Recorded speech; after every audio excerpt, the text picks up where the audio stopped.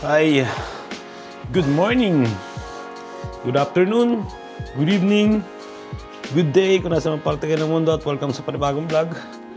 At bago ko pagpatuloy yung pagpipintura, tatakbo muna kami ng konti ni Miss. Ang tuyo na, oh. Ha? Tinanggal mo na? Tinanggal na ni Mrs. yung tape. Dito naman ako mamaya. Pero mabilis na lang yun. So, yun, tatakbo muna kami. Siyempre, medyo matagal-tagal akong hindi nakatakbo. Pero si Mrs. lagi naglalakad pag umaga. Medyo ako busy, alam yun diba? Marami tayong dapat tapusin dito sa bahay. Siguro bukas naman wala na. Bukas siguro normal na. Ngayon lang talagang busy mga nakarang 3 araw. Ayos ng bahay, di ba? Cheers tayo. Ano ba ito? Potassium and magnesium? Cheers.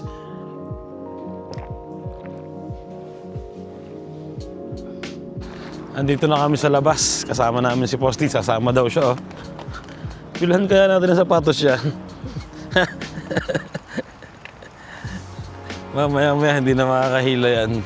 Pag sinasama namin yan, Chi, may basura dyan. Hilahin mo. Pag sinasama namin yan, ganadong-ganalo lagi sa una. Tapos mamaya, pag nakakatagal-tagal na pagod na, labas na ang dila. Yan. Medyo may hangin na ngayon. Medyo may hangin na. Malamig na sa umaga. Matatapos na talaga ang ang tag-init. Siguro sa 1 linggo, na to? Mas malamig pa. Sarap na matulog Ano yan? Libre na yung bike na yan.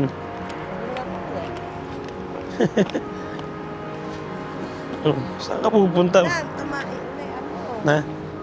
Wala pala rin si Mrs. ngayong na to. Linggo. Walang trabaho. Kahapon lang ang pinapasok siya ng amo niya. Kasi nga, may mga halaman, kailangan diligan. Pero ngayon wala siyang pasok. Hanggang na. Kailan pasok mo? Sabado? May BNB kayo na? May BNB kayo? Yung trabaho palang Airbnb na ibibigay sana sa amin dito, hindi na namin kinuha. Ang daming gusto nung may-ari. Gusto ay walang sweldo. Pero patira. Ayun yung pinakabayad mo sa bahay, sa upa. Yung ililinis mo ng BNB. Pero hindi pwede sa amin yun. May bahay naman kami. Kailangan lang namin talaga sweldo at trabaho. Ay, natakbo rin si Posty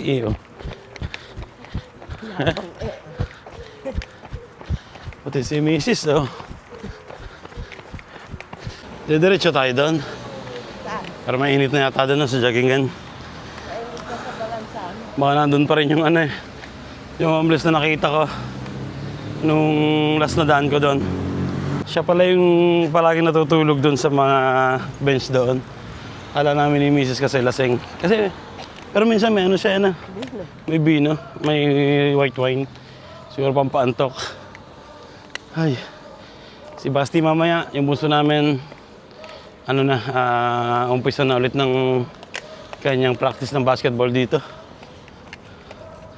Gusto mo mag-stretching? Nangingimay ang pao. Ha? Nangingimay, parehas. Nangingimay? Oo. Masikip. Hindi ka hiyang dyan. Hindi ako hiyang dito. Ganda pa naman ang sapatos mo, Ay, may tae pa, may tae. Nasaan? Tapos makakaapak lang ng tae. Grabe. Umiinom lang si Posty doon. Kasama ni Mrs. Habang nag-stretching muna ako ng konti.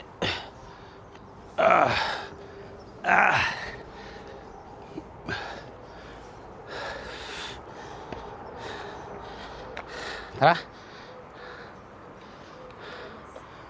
Ang init na, grabe. Oras na. 8:30 na rin pala. Let's go. Muna kami ng pigs. Baka meron ng pwedeng kunin. Pag malambot, hinog na. Ang dami malambot eh. Oh, ang lalambot na. Dito ako sa puno. Pinagsa sa puno. Ayun mo sa taas. Tingnan mo daw pag ganito. Malambot na. Ano sa? Hmm. Ayun pa, o sa ilalim mo.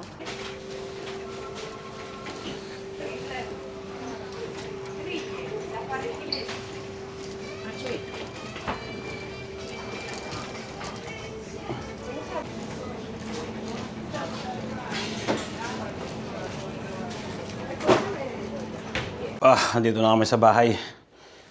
At luto muna ng umagahan bago magpintura. Siyempre, kailangan mag-charge ng power.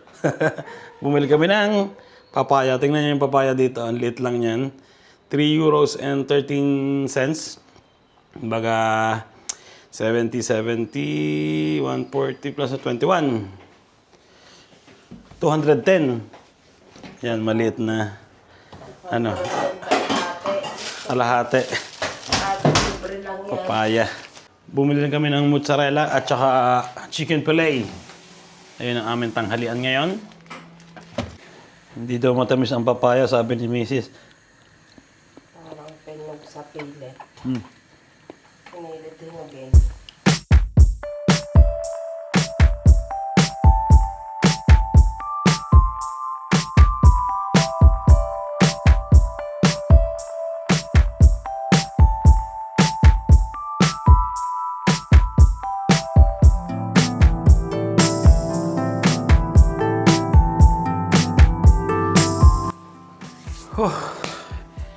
Ayun, tapos na ang kusina. 2 araw. Ay nako. Pero, meron pa akong babalikan bukas. O mamaya siguro, pag natuyo ka agad. Basa pa tong parte na to. Yan, nilagyan ko kasi ng istuko. Natanggal yung konting pintura niya nung mga nakarang taon pa siguro. So, kitang-kita mo yung, ano no, yung lalim o yung crack. So, nilagyan ko ng istuko. And pag tuyo na, pwede na yan. Pipinturahan. Yan, okay na. Okay na ang kusina. At ilisin lang ni Mrs. to. Talagyan namin dito yung mga lamesa. At ready na. Sa banyo naman, di ba? Ito naman gagawin ko ngayon. Tatanggalin yung kortina. Pipinturahan ko lang yung kahoy. Para maputi. Medyo maputla na dito. Yan na. Ang kahoy niya, no?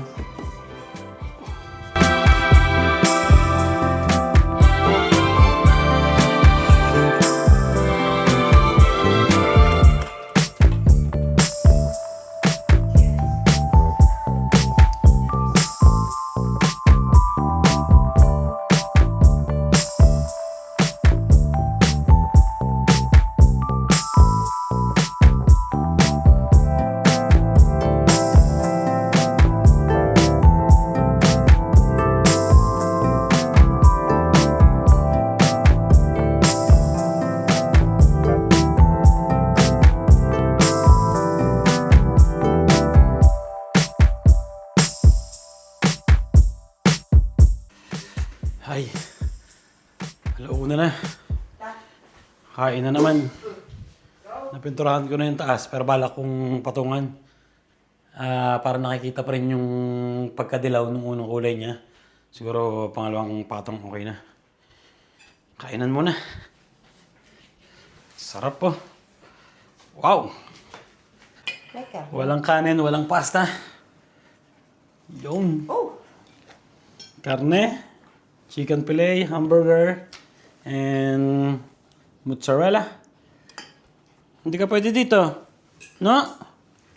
No. And kamatis. Ay, grabe. Umiinit na. Kuha tayo ng favorite, mozzarella. Yun.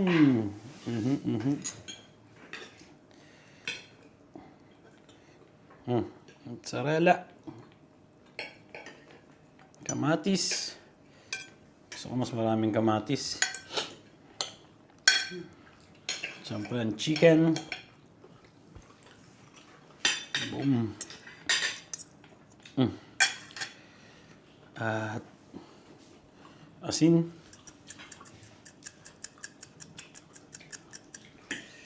Siyempre ang olive oil.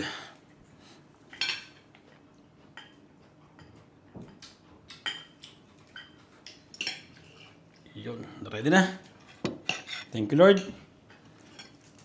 Healthy lunch.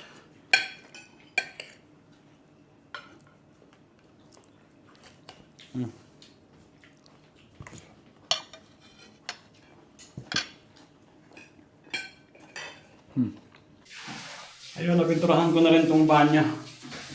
Yan o, puti na ulit, di ba? Ang dating yellow, puti na. Tapos pipinturahan din namin yung pinakataas. Mamaya yun. Hintay ko munang matuyo to. At isa pang pasada. Para siguradong maputi. Hay. Ayun, natapos na ako dito sa banyo. Yan o, puti na, di ba? Dito naman ako sa kwarto ni Basti. Grabe yung init eh. Naka-tatlong ano na siguro to. Patatlong sando ko na. Ngayong araw na to. Ha? Yung tape, hindi ko patanggalin. Pwede na. Tanggalin ko na. Ha? Patatlong sando ko na siguro to ngayong araw na to. Grabe. Ang hirap naman pag nakahubad. Tutulo sa katawan mo. Tapos kailangan ko rin mag hairban. Kasi nga yung pawis ko tumutulo sa mata ko. Mahirap. Hapdi. Oops.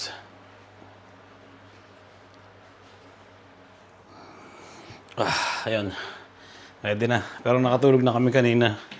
Nakatulog siguro ako ng mga halos 1 oras. At ayun, umpisa na ulit magpintura.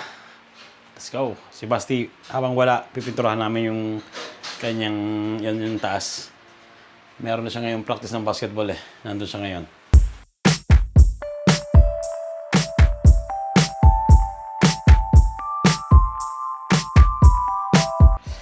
Yun, tapos. Ay. Hayaan kong matayo. Tapos, papasadahan ko ulit. Dito naman ako sa kwarto namin. May merienda na pala to eh. Ay man lang magyaya eh. Si Mrs. May merienda na. Natapos ko na rin sa kwarto. Sakto lang pala tong isang ganitong pintura. Ilang ano ba to? 750 ml sa 4 na ano. Yung sa blinds. And siguro bukas na lang yung kay Marcus kasi tulog pa si Kuya eh. Yun, babalik na namin ang kortina. Tuyo na dito sa sala. Grabe. Tapos mamaya magtitimpla pa ako ng pintura para sa banyo. Para tapos na. Malapasin. Basti, ang damit mo. At saka medyas. Ito mo yan.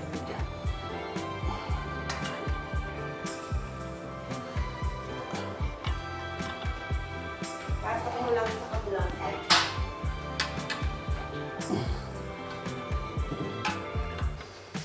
Kami lahat na nagkabit nito. Kasi yung una nakatira dito, puros pako ng pako na lang. Kaya butas-butas yung mga kahoy dito. So, ang ginawa ko, pinaltang ko lahat ng puro bakal sa taas. Para magandang tingnan, social tingnan, di ba? Nakita nga ito na may-ari nung dumalaw dito. Tinatanong niya kung paano namin nilagay yun. And dali-dali lang naman kasi matanda na kasi yung may-ari. Kaya siguro hindi sila makagawa ng ganun. No? Yan, si Mrs. nang bahala dito. Ikaw na. Titimpla muna ako ng pintura. Ayun. Timpla ng pintura. Kasi nung nagpapintura ako dito, tinawagan ko yung katrabaho ko. So sila yung nagpintura. At nagulat ako sa siningil nila. 15 euros isang oras. Dalawa yon. Kaya medyo nadala akong tumawag dito ng mga nagpipintura. Siguro Pilipino pwede pa, di ba? Alam naman ng mga Pilipino kung kumbaga sa kanila, painumin mo lang bumili ka lang ng isang kahong beer, di ba? Kumain, kainin mo, okay na Pero yung sa katrabaho ko, sobrang laki ng siningil sa akin Kaya ang ginawa namin, kami na yung nagpintura dito sa bahay.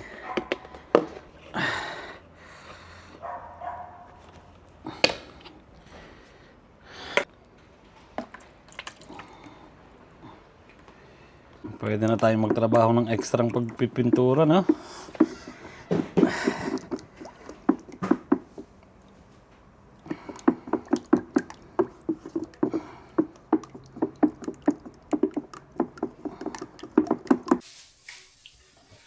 Ayun, alas 8 na. Nakaluto na si Mrs. Kakain muna ako. Sakit na lang to. Napasadahan ko na yung mga sulok. Papasadahan ko na lang ng roller yung gitna, no? Mabilis lang naman yun. Para matatapos ko ngayong gabi, Melyo. Mas maganda, di ba? Si Mrs. nagkakapit doon ng Baliktad. Baliktad ang kapit mo? Ay.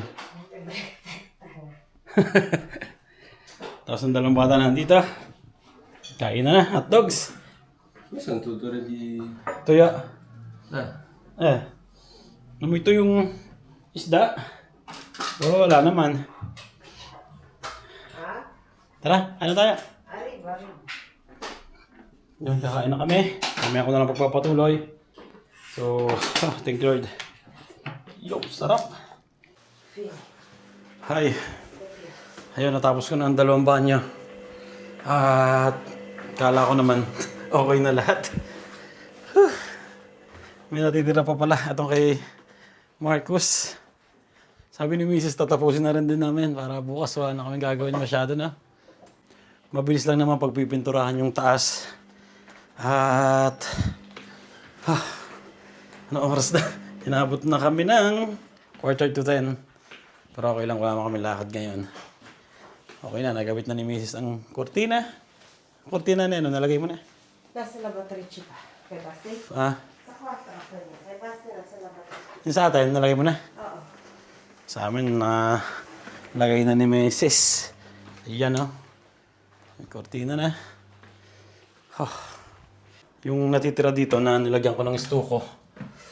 Ayan, tuyo na yung stuko. Asusin ko lang. Tapos lalagyan ko ng pintura. Siguro mga 10:30. Tapos na kami nito. Para bukas, pwede kami mag-market. May market dito. At pwede kami magpahinga ng mahaba. Di ba? Let's go. Alas 10 na. Overtime na.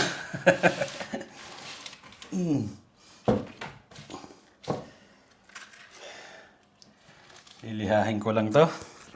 Tapos na.